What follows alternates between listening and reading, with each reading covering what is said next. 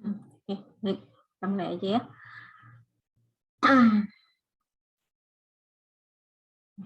Assalamualaikum warahmatullahi wabarakatuh. Selamat siang. Assalamualaikum warahmatullahi wabarakatuh. Siang, Bu. Waalaikumsalam Iya, warahmatullahi wabarakatuh. Selamat siang, Bu. ya apa kabarnya hari ini? Sehat, Bu. Alhamdulillah. Alhamdulillah sehat, Bu. Oke, baik. Alhamdulillah ya. Mudah-mudahan kita selalu sehat, selalu semangat ya. Nah, hari ini kita akan melanjutkan materi kita tentang sebenarnya materi yang akan kita bahas hari ini bukan materi apa ya, bukan materi inti ya dari APPLBO, tapi ini hanya sekedar mengingatkan bahwa di APPLBO kan kita itu ada berorientasi objeknya, berarti kita ada objek sama kelasnya karena ada berorientasi objek. Jadi di sini hanya sekedar mengulang kembali sih intinya, mengulang kembali, mereview kembali tentang PBO-nya ya sebenarnya untuk konsep objek sama kelasnya. Nah, oke, jadi untuk hari ini kita akan bahas tentang konsep objek dan kelas. Seperti biasa nanti untuk nanti kita awali dengan warming up dulu, kemudian nanti akan apa namanya dijelaskan ya melalui video untuk konsep objek dan kelas, kemudian nanti akan saya review sedikit. Terus nanti akan ada brainstorming. Nah, setelah itu untuk tugas kelompok hari ini ditiadakan dulu karena memang sifat untuk mata kuliah, bukan mata kuliah, materi hari ini memang belum terlalu inti. Jadi memang ya udah kita nggak ada diskusi dulu hari ini, minggu depan baru akan kita ada diskusi lagi. Jadi memang lebih fokusnya kepada review aja ya. Oke, baik. Sebelum masuk ke dalam materi, seperti biasa kita akan warming up. Ya.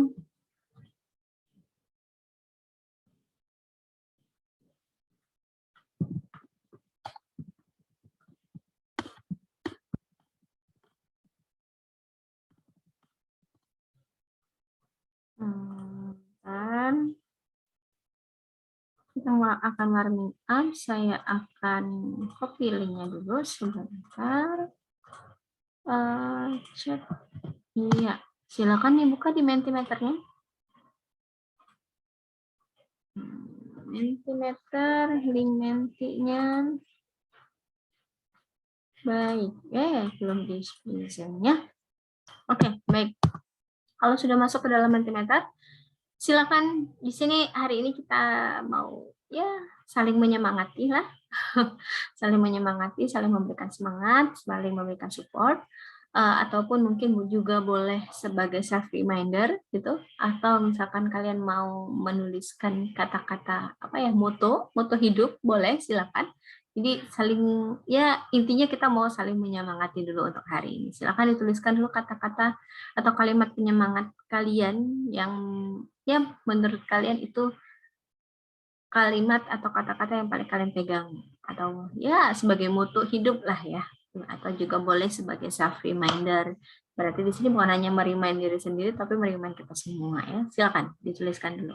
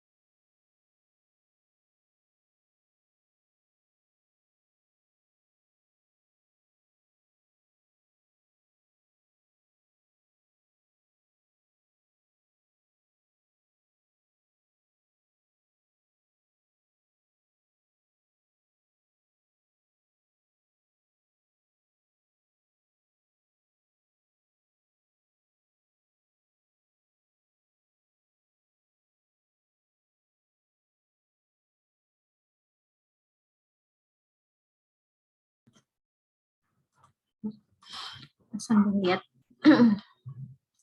Ayo guys, ya semangat ayang, ya para ayang-ayang disemangatin nih. Susah nyari kerja untuk mewujudin impianku, jadi jangan mengeluh, semangat. Ya, ya kalau kata orang susah-susahnya masuk kuliah, masih mudah. Susah-susahnya keluar dari kampus ya, masih mudah. Susah-susahnya belajar masih mudah, masih ya masih ada ada ada taunya gitu ya keluar. Tapi kalau untuk nyari kerja itu kan memang benar-benar masing-masing udah diri sendiri masing-masing, dan itu ya susah. Jadi apa ya, kalau kami dulu ketika udah lulus tuh, udah kelulusan terus dibilangin welcome to the real jungle katanya. Karena kan Indralaya kalau baru masuk ke kampus, baru masuk kuliah, welcome to the jungle. Tapi kalau keluar dari kampus pas lulus wisuda, welcome to the real jungle. Jadi jungle-nya di Indralaya itu belum real, itu masih buatan. Jadi ketika kita udah lulus, baru benar-benar real jungle-nya baru kelihatan. Bertahan hidupnya lebih harus bisa survive sendiri. Gitu. Ya, orang makan untuk hidup untuk makan. Ya, bisa dibilang begitu juga, tapi makan untuk bertahan hidup, jadi jangan makan terus aja gitu ya, harus ya makan itu cuma untuk bertahan hidup. Bekas luka yang didapatkan dari kehidupan akan mengubah air mata menjadi bunga yang mekar. Ya, ketika kita intinya ada apa ya, ada masalah gitu ya. Jangan terlalu terlena. Karena apa? Karena yakin aja setiap masalah itu pasti ada sesuatu yang baik di depannya. Jadi ya, jalani. Karena apa ya, semua masalah itu atau sesuatu yang dititipkan ke kita atau masalah yang dititipkan ke kita itu dengan yakin kita udah pasti mampu untuk menyelesaikannya atau melewatinya. Percaya aja itu. Jangan pernah menyerah ketika Anda masih mampu berusaha lagi. Tidak ada kata berakhir sampai Anda berhenti mencoba. Ketika kita kan berjalan, berusaha, ketika ada apa tadi? Ada bum tadi, ada ya semacam bum lah. Jadi tetap aja coba, karena kita nggak tahu di depan tuh ada apa. Ya.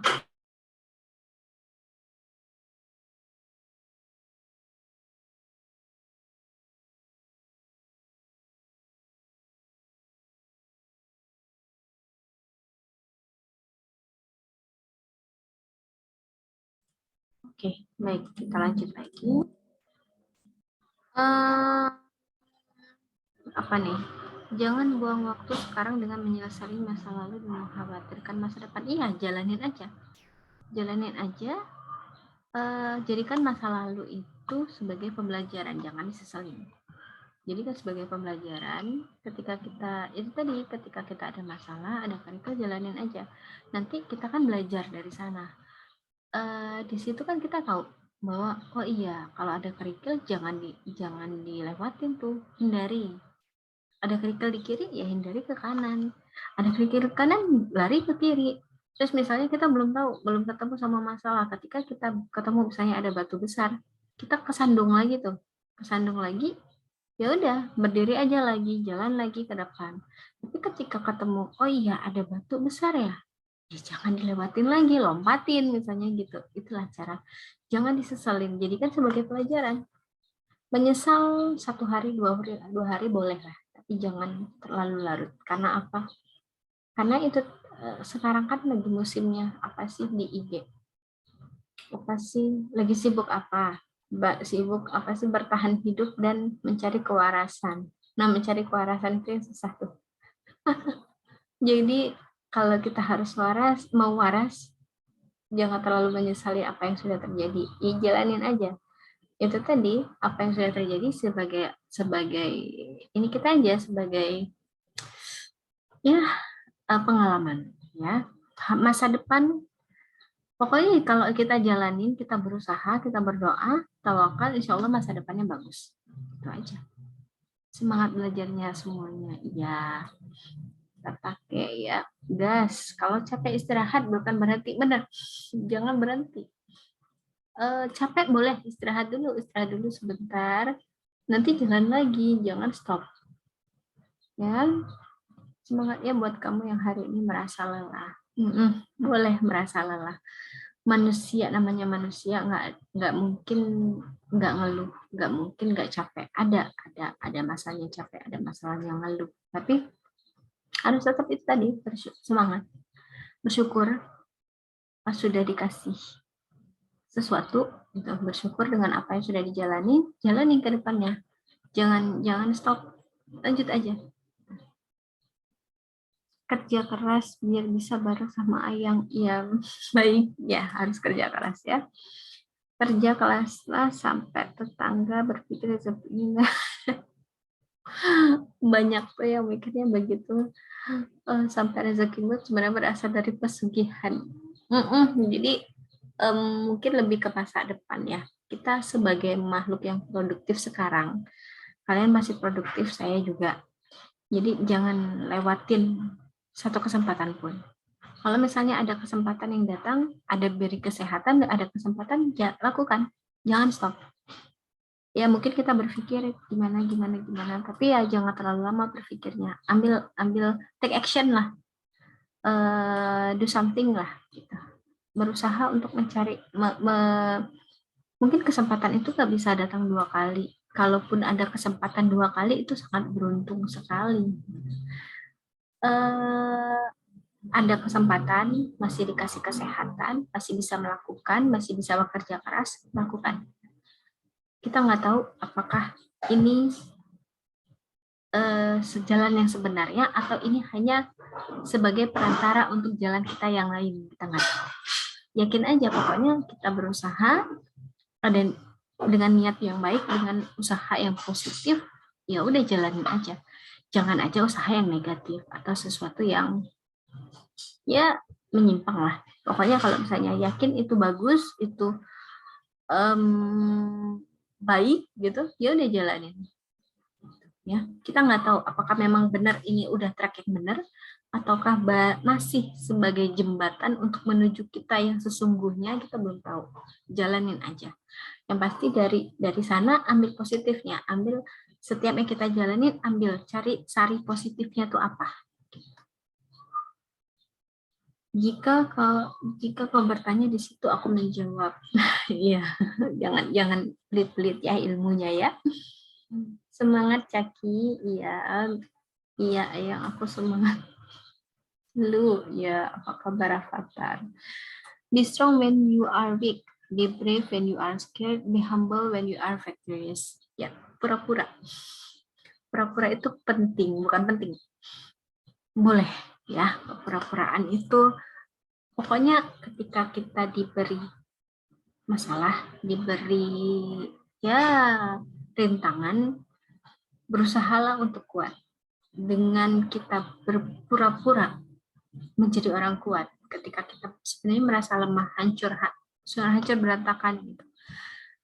Berpura-pura jangan berpura lemah ya, berpura-pura kuat. Berpura kita ya udah kita bisa. Padahal sebenarnya kita sendiri nggak yakin kalau kita bisa.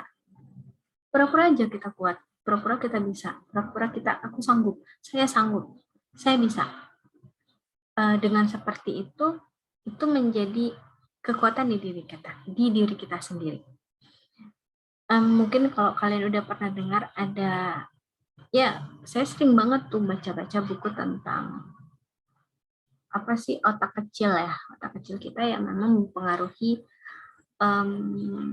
Di situ kita menyimpan mimpi-mimpi kita. Kalau kita menyimpan mimpi-mimpi kita dan kita tanamkan dalam diri kita bahwa misalnya saya kuat, saya bisa menjalani, saya harus bisa, saya pasti selesai, ini sesuatu ini pasti selesai oleh saya gitu. Saya bisa menjalaninya dengan keyakinan kita, dengan walaupun kita sebenarnya nggak tahu gimana sih cara nyelesainnya, kita nggak tahu, kita nggak kepikiran, pokoknya ya udah saya bisa aja, pasti ada jalan gitu. Dengan sedikit demi sedikit, yang kayak kalau kata orang tuh kayak mukulin batu gitu, kita mukulin batu dikit-dikit kan, pasti ada jalan keluarnya.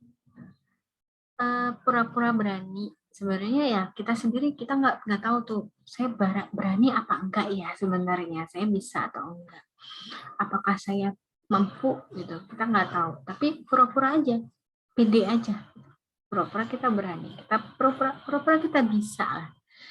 Jangan berpura-pura itu sebenarnya meningkatkan apa ya, meningkatkan di diri kita sendiri gitu, intinya ke sana ya. Apa ya, benar-benar kita berusaha untuk menjadi yang pribadi yang baik, untuk menjadi pribadi yang sehancur-hancurnya kita, ya sehancur-hancurnya kita, jangan sampai orang lain tahu. Karena kehancuran kita itu bisa menjadi celah bagi orang lain. Kita udah hancur, orang lain tahu, orang lain nambahin hancur. Dengan apa? Dengan kata-kata. Dengan kata-kata, mungkin begini, tambah hancur kita.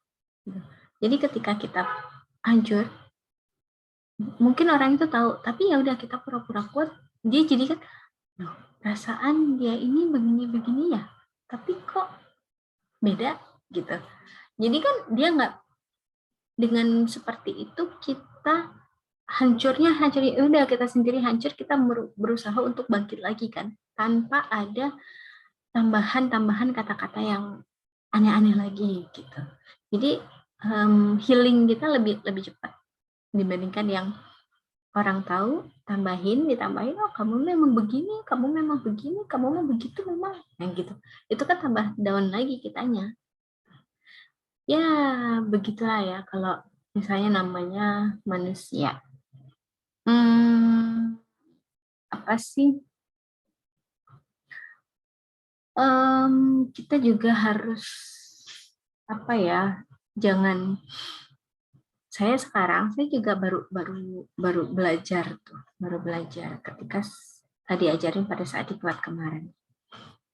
Jadi dosen, kalau ada masalah dimanapun lah ya, maksudnya bukan masalah di kelas ini, masalah misalnya di tempat kerja atau masalah apa gitu, sama teman misalnya, jangan dibawa ke dalam kelas. Karena apa? Karena ketika misalnya kita ngajar di depan kelas, kita masih ada bawa beban, bawa kesel, bawa marah, kita bawa masuk ke dalam kelas. Mahasiswa bisa merasakan tuh, aura kita udah negatif. Ketika aura kita negatif, kita dalam kelas, kita masih ada beban, kita masih ada marah, kita masuk, mahasiswa merasakan. Terus kita ngajar dengan cara marah-marah. Misalnya gitu, dengan cara marah-marah, kita ngajar, kita udah capek ngajar 2 jam, ngoceh-ngoceh segala macam nggak jelas, mahasiswa juga nggak merhatiin, karena mereka udah dapet aura negatif tuh, karena kita marah-marah. Mahasiswa nggak dapat apa yang dipengen, gitu ya, apa yang materi yang pengen disampaikan nggak nyampe ke mahasiswa, marah-marah, ngeluarin energi, ngabisin waktu, ngabisin pikiran, ngabisin energi, jadi useless semua, jadi nggak ada yang didapat gitu. Jadi ketika masuk di kelas, udah semua beban, semua marah, semua apa taruh di luar. Ketika track buka pintu masuk kelas, kasih senyuman, berusahalah, ya udah tinggalin dulu deh di luar, jangan dibawa ke dalam kelas. Jadi ketika kita masuk ke dalam kelas, mungkin marah yang kita tinggalin tadi, kita bisa berpikir jernih kan. Masalahnya apa? Kita lebih bisa berpikir jernih, pertama. Kedua, kita juga ya healing sejenak lah, melupakan stres yang dibawa tadi. Dengan bercengkrama, ajak mahasiswanya cengkrama, ajak misalnya ngobrol. Ya, jangan terlalu serius pada saat itu, buat santai. Jadi kita juga healing gitu. Mahasiswanya ketika kita belajar, mahasiswanya dapat materi. Terus ketika kita keluar dari kelas, kita sudah lebih nyaman, lebih santai, hadapin masalah, bisa berpikir lebih jernih. Nah itu yang susah, ya susah sulit. Yang apa ya? Saya juga masih berusaha begitu. Ketika misalnya sekarang tuh kan masih online tuh, ya udah kalau misalnya online, ketika buka open cam, open mic, ya udah tinggalin semua bebannya jangan di belakang kita, tapi di belakang laptop. Kenapa? Biar mahasiswa nggak kelihatan belakang laptop kan. Kalau belakang kita masih kelihatan tuh di belakang. Taruh di belakang laptopnya. Taruh dulu sejenak apa masalah apa ketika masuk ke dalam kelas. Apa ya? Berusaha lebih santai deh. Santai, kita juga rileks, menenangkan pikiran, ajak mahasiswanya santai juga. Gitu. Jadi nggak ngabisin waktu, nggak ngabisin energi, nggak ngabisin tenaga, apa yang disampaikan, materi yang disampaikan nyampe. Gitu. Jadi dan juga kita lebih santai, lebih apa ya, healing, udah dapet healingnya walaupun sebentar. Gitu sih. Ini lebih ke pura-puraan ya. Be humble sebenarnya, be humble. When you are victorious itu be humble, masuknya ke sana. Ya itulah. Jadi apa ya? Begitulah kehidupannya. Bentar.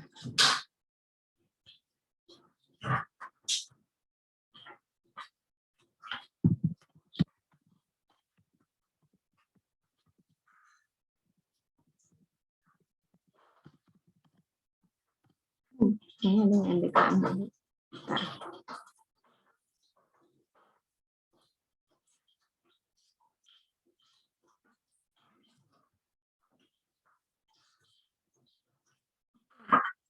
Baik. Ini. Nah, sampai di sini ada yang mau cerita nggak tentang mungkin Bu, menurut saya kehidupan saya tuh begini, dengan saya menghadapi seperti ini ternyata saya salah, saya harusnya begini, atau pengen menyemangatin, silakan. Ada yang mau bukan sesi curhat ya, lebih kepada self reminder, terus juga itu tadi sambil menyemangati, mengingatkan ya, silakan. Ada yang mau bercerita, boleh.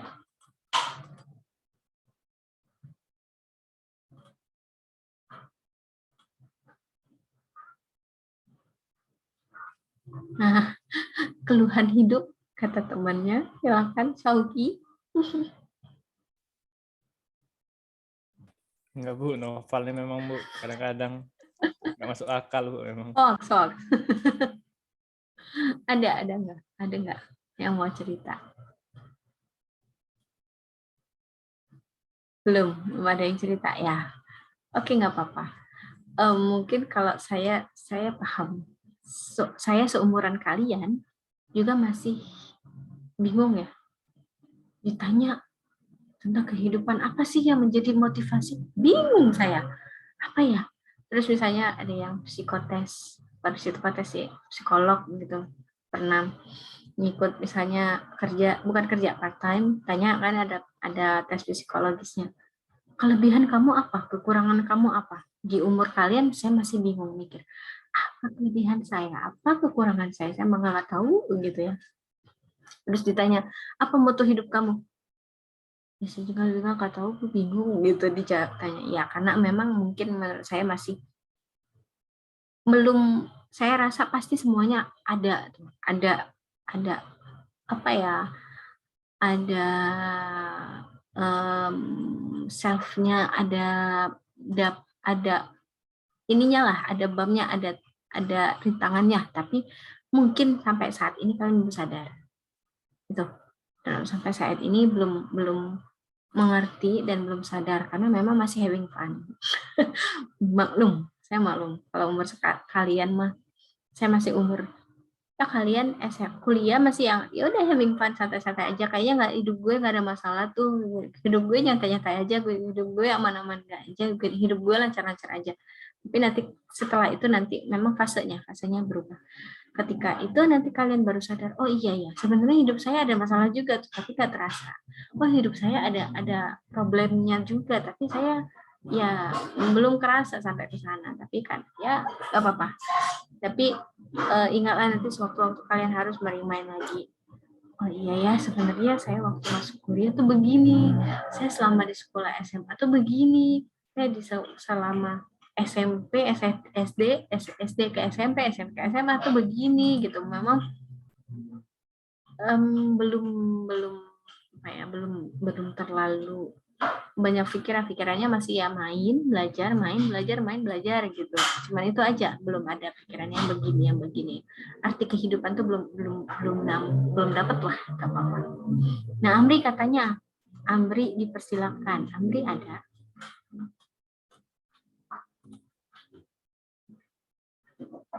Halo Amri? Belum atau nggak ada nih? Nggak ada. Oke, baik kalau gitu. Itu tadi karena memang ya umuran sekalian mah masih having fun, masih main-main, masih santai-santai, masih ya udah pokoknya saya fokusnya belajar aja, saya nggak peduli sama yang lain gitu. Ya itulah, tapi nanti saya yakin pasti nanti ke depannya, oh iya ya, saya tuh begitu loh, harusnya saya nggak gitu, saya harusnya begini ya. Kalau pesan dari saya, kalaupun dalam kehidupan ya, pertama kita harus selalu kerja keras, berusaha, intinya berdoa, tawakal, ya itu aja. Kerja keras, kita usahakan, kemudian kita doa, kemudian kita balikin lagi sama Ibu kita. Mudah-mudahan apa yang kita usahakan berhasil, apa yang kita usahakan memang mudah-mudahan itu yang jalan terbaik buat kita. Terus juga untuk menenangkan kita, di positif aja, selalu berpikiran positif, jangan mulu-mulu yang negatif gitu. Setiap hari kalau bisa kita hitung berapa kali kebaikan yang kita perbuat, berapa banyak kata-kata baik yang kita ucapkan dalam satu hari. Kalau bisa setiap hari kata-kata baik dan perbuatan baik itu baru bertambah. Itu aja ya. Oke, kalau nggak ada sekarang berarti kita masuk ke dalam materinya ya. Kita masuk ke dalam materi yang akan kita bahas hari ini adalah tentang konsep objek dan kelas. Silakan ditonton dulu videonya, nanti setelah itu baru saya akan mereview secara singkat karena ini memang hanya materi review aja sih. Ya, silakan ditonton terlebih dahulu. Simpulkan dulu. Oke, silakan ditonton. Assalamualaikum warahmatullahi wabarakatuh. Alhamdulillah, pada kesempatan kali ini saya dapat memberikan kembali video pembelajaran. Di sini kita akan membahas mengenai konsep objek dan kelas. Jadi karena kita belajar mengenai berorientasi objek, jadi memang fokusnya bagaimana di dalam pemrograman itu ada objek dan juga ada kelas. Jadi memang pemrograman berorientasi objek memang fokusnya hubungan antara satu objek dengan objek yang lain. Sebelum kita membahas mengenai berorientasi objek ya, kembali saya akan mengingatkan sedikit bahwa dalam bahasa pemrograman, dalam paradigma pemrograman itu ada paradigma prosedural, fungsional, deklaratif, kemudian ada berorientasi objek. Nah, di sini sebelum masuk ke objek tadi kita bahas dulu sedikit mengenai bahasa prosedural. Jadi kalau bahasa prosedural itu serangkaian tugas diselesaikan dalam bentuk fungsi ataupun prosedur. Jadi programnya itu dibuat dalam bentuk fungsi atau prosedur. Jadi metode atau proses yang dikerjakan di dalam program itu disimpan atau digabungkan atau dibentuk dalam sebuah fungsi atau prosedur aja. Jadi kalau untuk bahasa prosedural atau paradigma prosedural dia cara pandangnya itu adalah hanya berfokus pada urutan instruksi gitu. Programnya adalah suatu urutan instruksi. Jadi hanya sekuensial gitu ya. Misalnya setelah input lakukan apa lagi, terus misalnya setelah manggil prosedur pertama terus manggil prosedur yang mana lagi, hanya urutan seperti itu. Berfokusnya atau sudut pandangnya hanya seperti itu. Adanya pemecahan program utama menjadi modul-modul kecil. Jadi itu tadi. Jadi sebenarnya kalau prosedural itu dia masih ada prosedur atau fungsinya dalam program utama. Nah, sebelumnya kan kalau misalnya tidak pakai paradigma apapun kan hanya semuanya di dalam program utama semua. Nah, di sini kalau prosedural dia itu hanya dipecah misalnya menjadi submodul gitu, modul-modul kecil atau submodul. Misalnya proses input itu dipindahkan, yang mana sih proses input, maka dipindahkan menjadi satu prosedur atau fungsi, kayak gitu aja. Nah, ini ya, fungsi dan prosedur menjadi fokus utama, digunakan untuk memanipulasi data, datanya bersifat pasif. Jadi ya hanya memindahkan seperti itu aja. Kemudian misalkan data yang fokusnya data yang dikirim sama yang data yang keluar, kayak gitu. Datanya bersifat pasif. Jadi ya datanya memang misalnya dari program utama atau main program nanti akan mengirimkan data apa ke prosedur, nanti akan diolah di dalam prosedur atau fungsi, kemudian datanya akan dikembalikan. Jadi sifatnya pasif seperti itu. Nah, sedangkan kalau pemrograman berorientasi objek, ini fungsi dan data bukan menjadi dua hal yang terpisah. Tapi kalau misalnya yang prosedural tadi, dia dua hal yang terpisah. Datanya nanti disebut atribut ya. Atribut bisa di dalam main program gitu. Kemudian jadi fungsi. Fungsinya ya di dalam fungsi ya atau prosedur. Nah, dia hanya mengirimkan data. Nah, itu yang prosedural ya ataupun fungsional. Tapi kalau pemrograman berorientasi objek ini enggak. Dia menjadi satu kesatuan. Menjadi satu kesatuan disebut objek aktif. Jadi di dalam satu objek itu terdapat fungsi dan juga terdapat data. Nanti disebut dengan atribut dan juga disebut metode. Seperti itu. Jadi satu kesatuan. Jadi cara pandang untuk berorientasi objek, serangkaian objek yang bekerja sama menyelesaikan masalah. Jadi di sini kalau berorientasi objek, objeknya yang saling kerja. Kalau hubungan antara satu objek dengan objek yang lain. Tapi kalau yang prosedural tadi dia hanya manggil prosedur, manggil fungsi seperti itu. Ya, jadi perbandingan antara prosedural sama objek oriented itu kalau prosedural berfokus pada cara komputer menyelesaikan suatu tugas. Jadi hanya urutan-urutan 1 input, 2 proses apa, 3 proses apa, 4 proses apa. Tapi kalau OOP itu berfokus terhadap objek yang sedang digunakan. Jadi dia tidak tergantung pada urutan 1, 2, 3 enggak, tapi dia hubungan yang saya bilang tadi, hubungan antara objek sama objek. Objek yang sedang bekerja di dalam objek ini nanti punya kerjaan sendiri-sendiri. Itu adalah perbedaan antara prosedural sama OOP. Ya. Jadi pengertian objek oriented, paradigma yang menggunakan objek dengan identitas yang membungkus properties dan operasi, melewatkan pesan dan inheritance untuk menyelesaikan domain permasalahan. Jadi ini berupa paradigma pemrograman ya. Jadi dia memang menggunakan objek, nanti di dalam objek ada atribut sama metode, atributnya itu nanti menjadi properti, metodenya itu menjadi operasi, melewatkan atau mengirimkan pesan, dan misalnya kalau ada turunan gitu ya, nanti ada turunan untuk menyelesaikan domain permasalahan. Jadi permasalahannya apa, kita pecahkan menjadi objek-objek. Nah, pengertian OO sistem objek oriented yang dibangun berdasarkan metode objek berorientasi objek. Oke. Nah, sekarang kita masuk ke dalam objek. Objek itu sendiri apa sih? Kita udah kalau di bahasa Indonesia kan objek itu adalah benda nyata atau yang dianggap ada. Itu adalah sebuah objek. Contohnya misalnya di sini ada kursi, meja, buku, sepeda, komputer gitu. Nah, ini adalah ada bendanya terlihat, itu adalah objek. Jadi penggambaran berorientasi itu objek itu sebenarnya penggambaran di dunia nyata. Jadi kalau kita membuat sebuah program dengan berorientasi objek, kalau kata dosen saya dulu dengan pakai OOP itu kayak kita itu kayak sebagai Tuhan dengan T kecil gitu ya. Tuhan dengan T kecil. Kita membentuk sebuah alam semesta di situ yang di dalamnya itu ada benda-benda.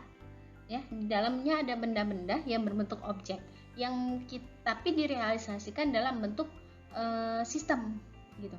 Jadi sebenarnya ketika kita membuat pemrograman berorientasi objek atau ada aplikasi berorientasi objek, kita tuh sebagai Tuhan dengan T kecil. Tuh. Nah, objek abstraksi dari sesuatu yang mewakili sesuatu yang ada di dunia nyata yang harus dapat dibedakan dengan objek lain. Jadi misalnya ada sepeda, ada kursi, ada komputer, ada mainan, ada misalnya sepatu. Nah, itu adalah sesuatu yang ada di dunia nyatanya. Ya. Sedangkan kelas, apa sih kelas? Kumpulan objek yang memiliki atribut yang sama. Jadi objek itu bendanya yang terlihat tapi dikumpulkan dalam sebuah kelas. Kayak gitu. Dikumpulkan dalam sebuah kelas. Kelas itu adalah template untuk membuat objek. Jadi kayak gini, misalnya kita mau ini ya, sebentar. Misalnya ada mahasiswa. Mahasiswa itu adalah kelas mahasiswa. Mahasiswa itu adalah sebuah kelas. Mahasiswa kelihatan nggak bentuk dari namanya mahasiswa? Nggak tahu kan? Tapi kalau misalnya mahasiswa itu ada objeknya. Objeknya yaitu adalah kalian. Misalnya namanya Ani. Ani itu adalah mahasiswa. Nah, kelas mahasiswa itu adalah kelas, sedangkan Ani ini adalah objek. Objek dari kelasnya mahasiswa. Budi misalnya. Budi itu adalah mahasiswa. Budi adalah objek dari kelasnya si mahasiswa. Seperti itu.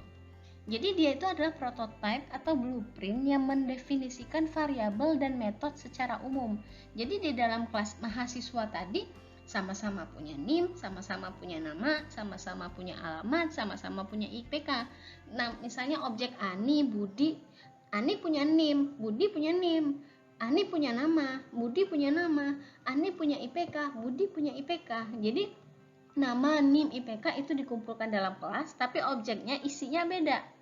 Objeknya berbeda dan NIM-nya beda, namanya beda, IPK-nya berbeda. Nah, itu adalah beda antara objek sama kelas, ya.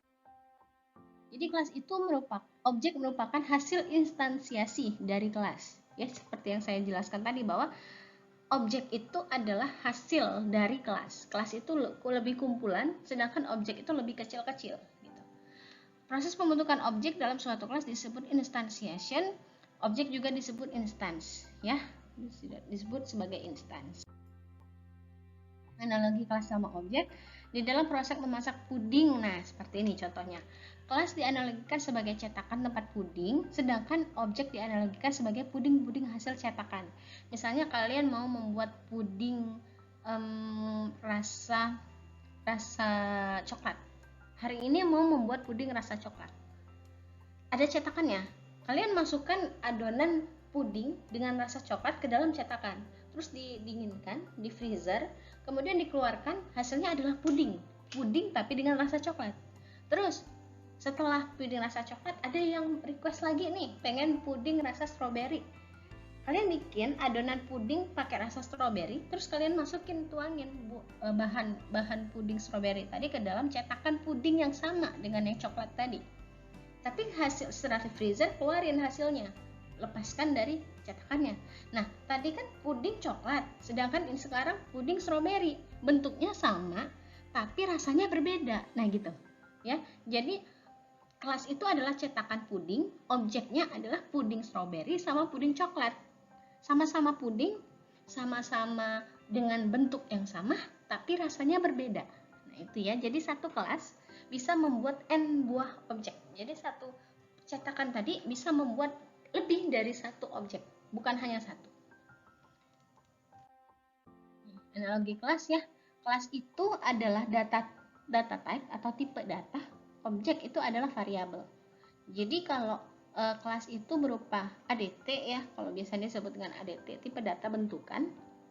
Objek itu adalah sebuah variabel, tipe variabel biasa, gitu ya. Itu analoginya. Atribut. Jadi di dalam sebuah kelas itu nanti ada atribut. Atribut apa sih? Data yang membedakan antara objek yang satu dengan yang lain. Contohnya manusia. Manusia salah satu makhluk hidup, atributnya status, berat badan, dan tinggi badan. Dalam kelas disebut dengan variabel. Kelas atribut disebut variabel. Jadi misalnya seperti ini. Di sini ada saya kasih contoh. Misalnya nama dokumen, atributnya itu adalah nomor, judul, sumber, tanggal. Ya. Jadi apa sih yang ada di dalam dokumen itu? Ya punya nomor, punya judul, punya tanggal, punya sumber, punya ISBN misalnya. Kalau dicontohkan dengan mahasiswa tadi, kelas mahasiswa, apa sih atribut yang melekat di dalam kelas mahasiswa? Yaitu tadi, NIM, nama, alamat, IPK, jurusan, misalnya kayak gitu. Nah, misalnya dicontohkan dengan puding tadi, itu kelas puding. Kelas puding, apa sih atributnya? Ya misalnya rasa, kemudian ya rasa, warna gitu ya. Nah, itu adalah atribut untuk puding. Jadi apa yang melekat di dalam kelas? Ya, apa yang melekat yang melekat untuk kelas itu. Gitu. Tapi nanti isi dari setiap atribut antara satu objek sama objek yang lain itu akan berbeda. Oke, behavior ya. Tingkah laku. Hal yang bisa dilakukan oleh sebuah objek dari sebuah kelas digunakan untuk mengubah nilai atribut sebuah objek, menerima informasi dari objek lain, dan mengirim informasi ke objek lain untuk menyelesaikan suatu task. Jadi, tingkah laku yang bisa dilakukan oleh objek. Jadi dalam sebuah kelas. Jadi misalnya objek itu bisa nanti ngirim data ataupun menerima data, ya, atau menerima informasi, mengirim informasi. Nah, behavior, contoh pada manusia, mengerjakan tugas, mandi, tidur, makan. Misalnya kalau ini contoh manusia, tapi kalau misalnya contohnya mahasiswa tadi, ya, mahasiswa bisa apa?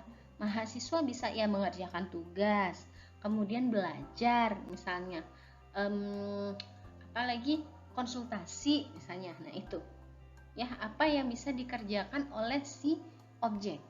Dalam sebuah kelas, behavior disebut dengan method. Jadi, ya, method. Serangkaian statement dalam suatu kelas yang menghandle suatu task. Cara objek berkomunikasi dengan objek lain dengan menggunakan method. Jadi, komunikasi, tadi kan saya omongin bahwa object oriented itu adalah komunikasi antar objek. Nah, ini komunikasinya lewat apa? Ya, lewat method. Dan di sini, kalau tadi nama kelas dokumen, ada atributnya ya, ada nomor, ISBN, dan segala macam. Metodenya apa? Bisa menampilkan teks, tampil peta, tampil foto. Apa yang bisa dilakukan? Atau apa pekerjaan apa yang bisa dilakukan oleh dokumen? Tampil teks, tampil peta, tampil foto. Jadi dia itu behavior itu proses. Apa yang bisa dilakukan di dalam oleh sebuah kelas. Gitu. Contohnya seperti ini. Saya ambil dari ini ya.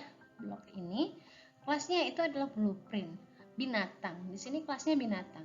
Binatang punya apa? Punya atribut, yaitu kaki, telinga, mata, mulut. Ya, ini atributnya. Dengan menggunakan atribut ini, dia akan melakukan aktivitas. Aktivitasnya metode, misalnya dia bisa makan pakai apa? Mulut. Gitu. Dia bisa melihat pakai apa? Pakai mata. Dia bisa melakukan mendengar pakai apa? Pakai telinga. Dia bisa berjalan pakai apa? Pakai kaki. Tapi binatang ini misalnya kalau kucing kakinya 4, kalau ayam kakinya 2, isinya beda. Dia sama-sama dalam kelas binatang, sama-sama punya kaki, tapi nilainya beda. Kalau binatang ini kelas ini sudah menjadi objek ayam, kakinya 2. Sedangkan kalau binatang ini menjadi objeknya kucing, kakinya jadi 4, kayak gitu. Ya, itu adalah bagaimana cara membuat antara kelas sama objek. Contohnya nih, ada contoh coding sedikit ya. Ada kelas lagu. Lagu itu ada judul, ada penyanyi, sama durasi berapa lama. Nah, jadi apa yang bisa dilakukan? Ini adalah atribut atau instance variabel. Nah, sedangkan metodenya apa? Dia bisa cek durasi. Durasinya selama apa? Misalnya durasinya lebih dari 0 maka dianggap valid. Berarti ada suaranya, ada lagunya. Kalau durasinya hanya 0 ya nggak ada lagunya kan. 0 detik gitu kan nggak ada lagu. Jadi kalau misalnya durasinya lebih dari 0, maka dia baru dibilang valid. Nah, ini adalah metode atau behavior yang bisa dilakukan. Kalau ini adalah apa yang melekat di kelas lagu itu. Lanjut, jadi di sini itu adalah objek sama kelas ya. Jadi nanti di sini ada konsep dasar objek oriented, ada sebenarnya ada satu lagi ya, abstraksi, enkapsulasi, pewarisan, polimorfisme, sama abstraksi. Jadi enkapsulasi itu apa? Kalian tahu kapsul yang sering diminum, dimakan, kalau dikasih dokter ada obat kapsulnya. Nah, di dalam kapsul itu kan sudah ada obatnya. Obatnya mungkin yang dijadikan serbuk gitu ya. Terus misalnya obat A itu nggak mungkin kan dokter itu ngasih resep kalian harus minum obat A 0,1 miligram. Terus B kalian tambahkan obat B 1 gram. Terus tambahkan obat C 0,3 gram. Capek kan? Ketika kalian mau makan obat, kalian capek, ngukur itu aja udah capek. Jadi di kapsul atau dibentuk menjadi kapsul, jadi dimasukkan yang 0, sekian gram obat A, sekian gram obat B, 0 sekian miligram, itu sudah digabung, ya, diracik, kemudian dimasukkan ke dalam kapsul. Nah, ini sama.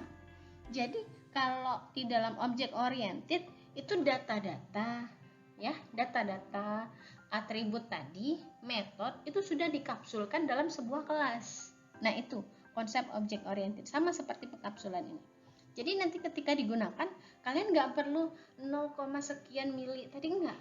Jadi tinggal pakai aja kapsulnya, ambil kapsulnya, ya udah gunakan gitu.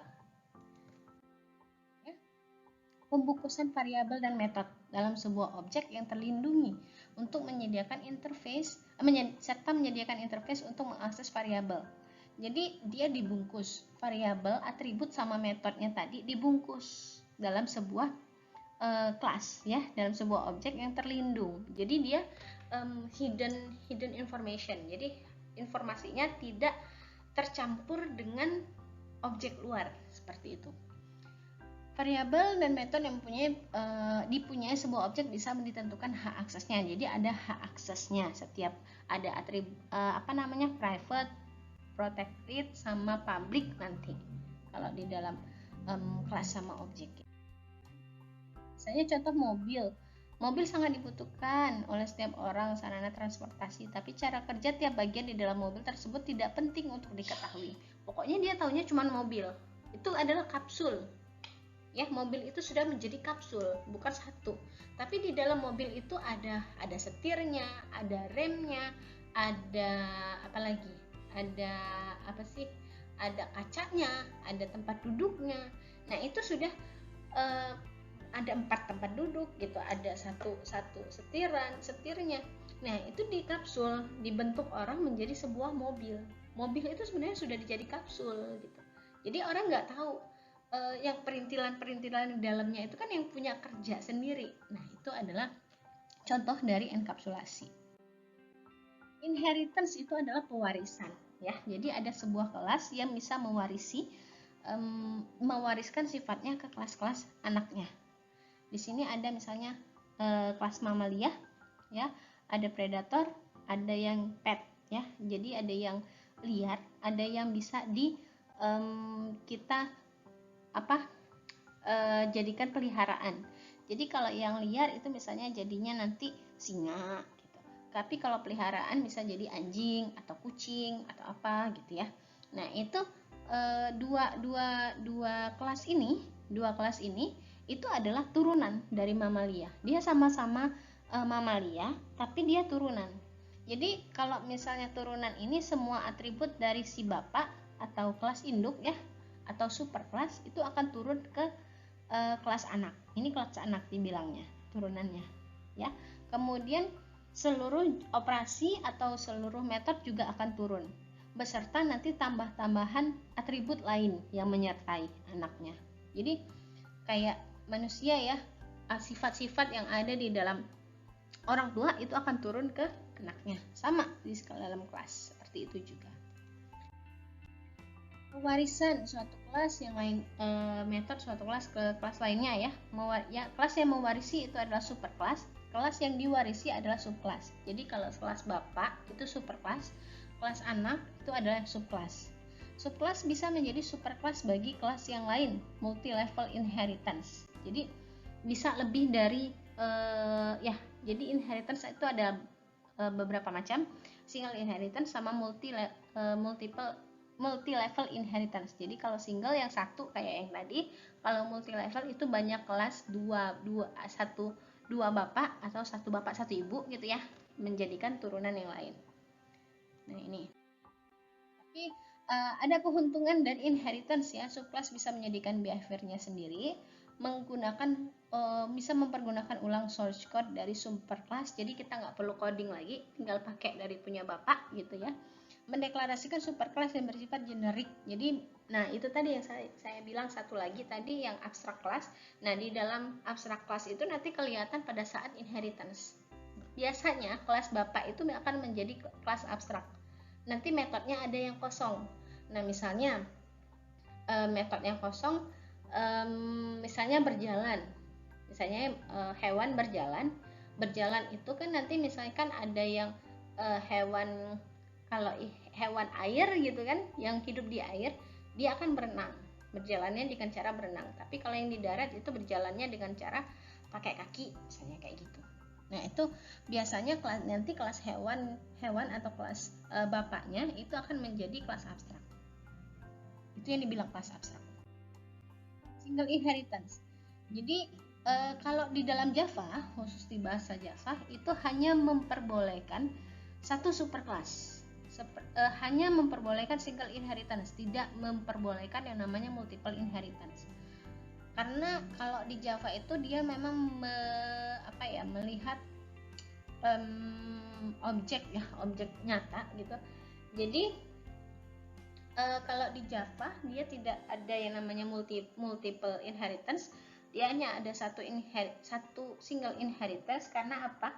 Karena kadang kala itu programmernya iseng. Kita kan mau menduniakan yang nyata ini ke dalam komputer. Ada programmer yang iseng menurunkan antara hewan sama manusia. Jadinya apa gitu kan? Jadinya aneh gitu. Oleh karena itu Java itu tidak memperbolehkan yang single inheritance, multiple inheritance tadi. Dia memperbolehkan hanya single inheritance. Tapi Java ini bagaimana supaya bisa mewariskan dari 2 atau lebih kelas ya, mewarisi ada satu kelas mewarisi lebih dari 2 kelas gitu, lebih dari satu kelas, nanti dengan menggunakan polimorfisme ya. Dia caranya itu pakai polimorfisme ya, seperti itu. Tapi ada multiple inheritance itu bahasa C, salah satunya adalah bahasa C++ yang mensupport yang untuk multiple inheritance. Jadi memang tergantung dari programmernya atau tergantung dari yang bikin ya. Kalau misalnya kita memang berfokusnya pada apa yang ada di dunia nyata, ya kita bikin sesuai dengan dunia nyata gitu, jangan yang aneh-aneh. Variabel yang warisan merupakan kombinasi ya. Jadi kan ada 2 superkelas, jadi ada 2 bapak.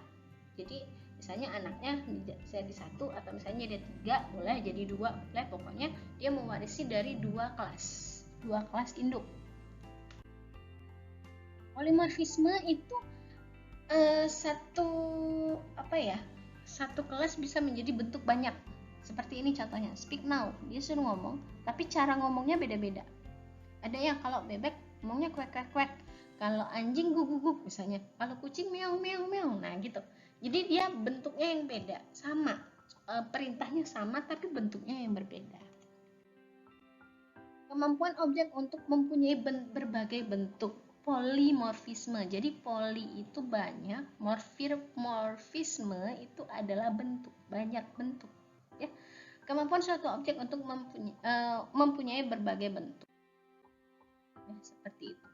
Mungkin sekian ya penjelasan dari saya mengenai konsep objek. Oke, baik. Itu tadi videonya, sekarang saya jelaskan singkat ya. Sebenarnya itu tadi, ini hanya sebagai apa ya? Review aja sih sebenarnya. Nggak apa-apa. Bentar. Ini. Objek. Gitu.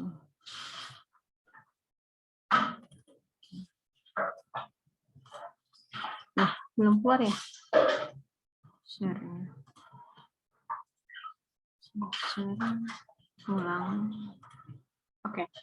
Jadi di sini mereview kembali tentang yang namanya objek sama kelas. Jadi karena objek PPLBU kita akan menggunakan paradigma berorientasi objek. Jadi memang kita harus mengingat kembali yang namanya objek sama kelasnya.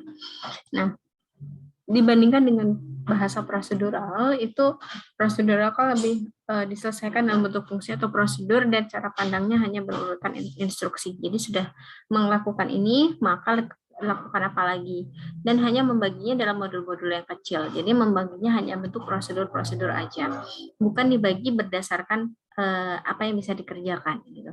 Jadi pokoknya dipecah-pecah menjadi prosedur kecil, modul-modul kecil. Dan juga ya itu tadi prosedur sama fungsi menjadi fokus utamanya karena mereka hanya dibagi menjadi yang kecil-kecil dan bersifat pasif ya. Nah, sedangkan kalau yang berorientasi objek, kita bukan hanya berfokus pada fungsi ataupun data, tapi mereka berdua bukan menjadi dua hal yang terpisah, tapi menjadi satu kesatuan yang mana kita kumpulkan atau kita gabungkan dalam sebuah kelas gitu.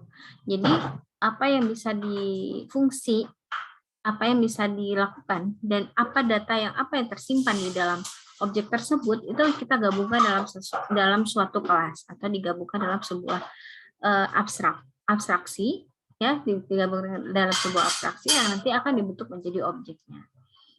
Cara pandangnya adalah setiap objek yang saling bekerja sama.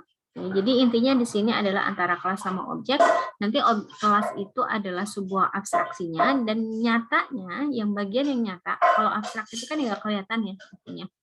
Kalau yang bagian yang nyatanya atau yang kelihatannya atau yang bisa disentuh atau yang bisa dilihat gitu, itu adalah bagian objek. Jadi yang program di dalam berorientasi objek ini lebih kepada cara pandang objek yang saling bekerja sama untuk menyelesaikan sebuah masalah.